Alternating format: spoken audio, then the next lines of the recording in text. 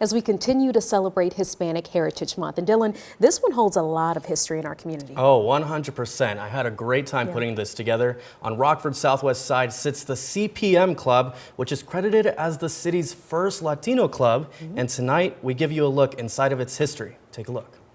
So when we came to Rockford, I said, where's there to go? And of course, I come from a family of a band. We're brothers. We always played music. So we had our instruments here. We said, well, there's a club. It's called the CPM Club. Let's go visit it. It's pretty cool, I thought. Pretty neat, because, you know, everybody's speaking Spanish and nobody giving you a hard time. You know, anywhere else, you say, hey, or, you know, they wouldn't accept it too well. This is where we got together, and we ate, all at the club. Almost 90 years of passion, culture, joy, and history. You might have driven by this before. Humble beginnings at South Central Avenue in Rockford sits Club CPM. For our Hispanic community, it was the place to be. You know, it's kind of nostalgic. It just feels, it feels good to come back, to come to a place where we gathered when we first got to Rockford, where the only place that was available for the Hispanic community to gather in this club for activities, dances. This was where you would come nightly, where many felt represented and welcomed. And when you land in a city that you don't know, and then when you find a group of people that have been here before you, immediately you connect. Here it opened daily. We had parties, brought our partners, had dances, we even drank. This was the place to be, and it was the first place we learned about. Right now, you can only rent the club space for parties or special events, but what lies deep inside are the stories. My wife and I danced here, and my kids came here afterward when they were born. When you walk in, you see a dance floor and stage, with even a backyard for the Cinco de Mayo and Mexican Independence Day fiestas. A lot of the magic happened in the basement, with a full bar, pool tables, and yes, a jukebox. We would close the upstairs, and then the musicians would say, hey, let's bring the music downstairs. Can you guys stick around? Why don't we bring some instruments down here and just get on that little corner and just play. And while everyone drank.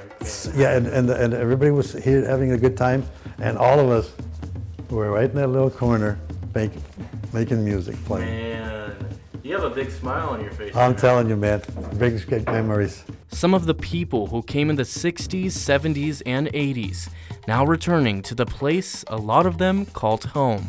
Yes, when I first stepped into the place, I thought, wow, this was when there were good old times. We were arm in arm with friends. And also, a frequent visitor at the club, the late Tuffy Quiñones.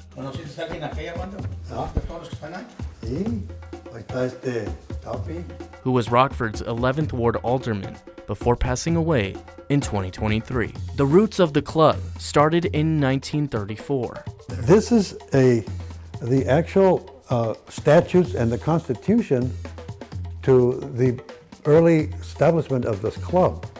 And it says here, El Domingo 10 de Noviembre en 1934, Sunday, November 10th, 1934. It originally began on South Main Street before moving to where it sits now in 1951, with Armando Cárdenas, who frequented the club, crediting its success to the original board members.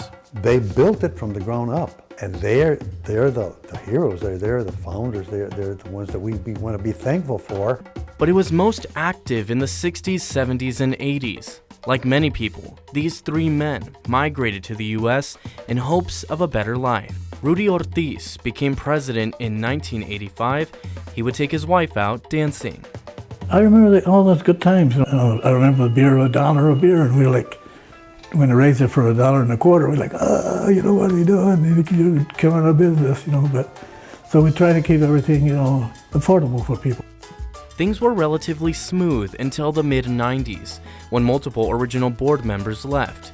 The building left to rot in 2002, permanently shutting its doors. The city almost purchasing the property to demolish the building. They would have knocked down the building. They wouldn't have saved it or remodeled it. Jesus Medrano knew that was not an option, stepping up to purchase it in 2010. It had to close for a short time so that what needed to be remodeled could be remodeled.